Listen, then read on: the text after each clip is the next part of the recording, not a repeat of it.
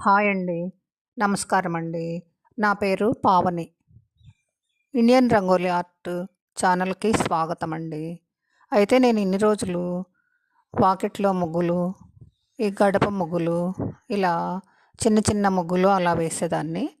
నా ఫ్రెండ్స్ అంతా కాస్త ఏదైనా వీడియో చేయొచ్చు కదా!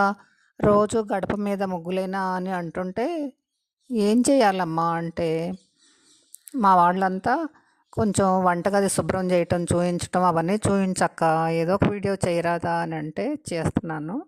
చూడండి, స్టార్ట్ చేసేసాం ప్రాసెస్. వంటగది తుడిచేసి అదే ముందు స్టవ్ క్లీన్ చేసేసుకుంటాం కదండీ. స్టవ్ క్లీన్ తర్వాత మరి ఆ చిన్న చిన్న డబ్బాలు అవన్నీ తుడిచిపెట్టుకోవడం అలాంటి పనులు చేయడం. అయినా ఏంటంటే ఏదైనా మనం చేసే పని చాలా నిబద్ధతగా ఉండాలండి. అదెలా అంటే, ఈరోజు చేసిన పని రేపు కూడా చేయడం అన్నమాట నా ఉద్దేశం. అప్పుడైతేనే పని మర్చిపోకుండా ఉంటాం. మతిమరుపు వచ్చినా, రాకపోయినా ఇదైతే తప్పనిసరిగా అమలుపరిచి చూడండి. మరి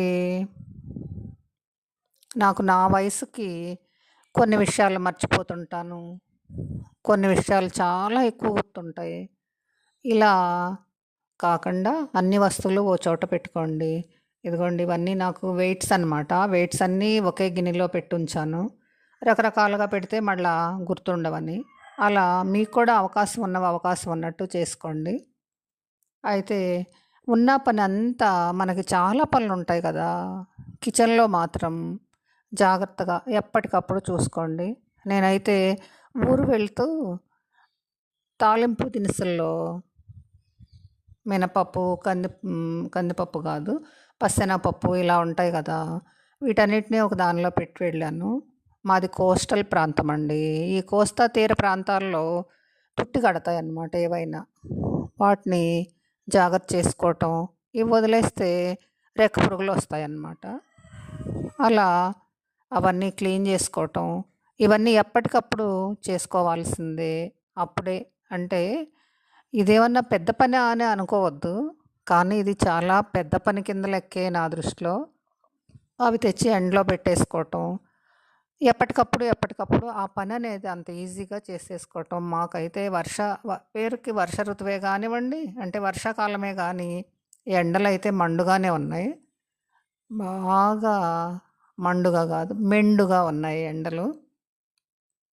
ఇంకా తర్వాత ప్రాసెస్ అంతా మనం వంటకి ఏది చేయదలుచుకున్నామో అవన్నీ ఇలా చిందరవందరగా పెట్టుకోకుండా మీ అందరూ చాలా నీట్‌గా పెట్టుకోండి. మనం కావాల్సిన కూరగాయలు అవన్నీ సమపాళ్ళలో కట్ చేసుకోవటం, వంట చేసుకోవటం. వంట కూడా ఈజీ ప్రాసెస్ అనమాట. కాస్త కుక్కర్స్‌లో యూజ్ చేసుకోవటం అలా నేర్చుకుంటే చాలా బావుంటది. ఇంకోటి ఆయిల్‌కనమాట. ఆయిల్ మీరు ఏ కాస్ట్‌లీ గిన్నెలో పోసారా అన్నది కాదు. జారి కింద పడకుండా ఉండటం కావాలండి ఆయిల్ ఎప్పుడైనా. ఆయిల్ పడితే ఎన్ని రకాల ప్రమాదాలో తెలుసు కదా! పొరపాటున ఈ టైల్స్ లాంటి వాటిలో పడితే ఇంకేం లేదు కదా! కాలు జారిందంటే ఇంకా అంతే సంగతులు. అలా అనమాట. అయితే మనం ఎప్పుడైనా ఏ పనైనా పర్ఫెక్ట్‌గా చేసుకోవటం, ఈరోజు చేసిన పని రేపు కూడా నిన్నేం పని చేశాము అని అనుకోవడం, రేపు ఏం పనుందా అని అనుకోవడం, ఇలా చేసుకోవటం చాలా బెటరు.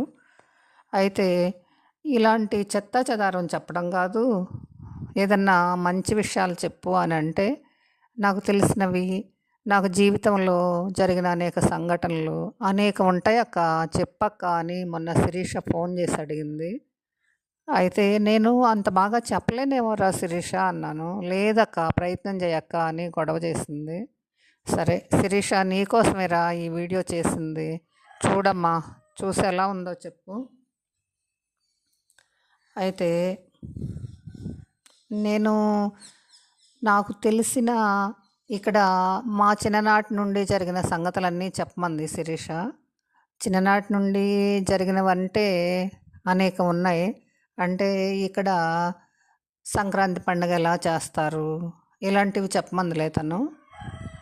అయితే వాటన్నిటికన్నా కూడా మనం ఎప్పుడైనా ఇతరుల మనసు నొప్పించకుండా మనం ఇబ్బంది పడకుండా, వాళ్ళని ఇబ్బంది పడకుండా చూసుకోవడం ఇవన్నీ చేయాలని నా ఉద్దేశం. వీలైతే కొంచెం సేపు ఫ్రెండ్స్‌తో చాటింగ్ చేయడం. అంటే ఓపెన్ ప్లేస్‌లోకి వెళ్ళి, కొంచెం మంచి ఆక్సిజన్ అందే ప్లేస్‌లోకి వెళ్ళి ఫ్రెండ్స్‌తో మాట్లాడుకోవటం. ఇది బెటర్ అని నా ఉద్దేశం.